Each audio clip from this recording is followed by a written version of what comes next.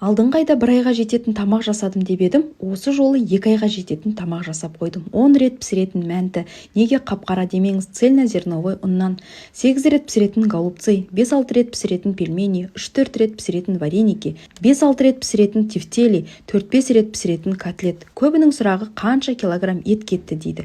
Көбі етті жіліктеп алады, сүйегі көбірек шығып жатады. Сондықтан мен жылқының бір санын алғанды ұнатамын.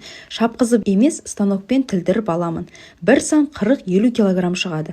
Біз алған 45 килограмм шықты. Екі отбасы теңдей бөліп алдық. Сонда 127 мыңды екіге бөлгенде әр отбасынан 64 мыңға айналды. 64 мыңға бір қой алсаңыз, етін көл-көс ырғып жей алмайсыз. Осы жолы фаршқа етімнің жартысынан азы ғана қостым. Етін әдейі аздау қылдық.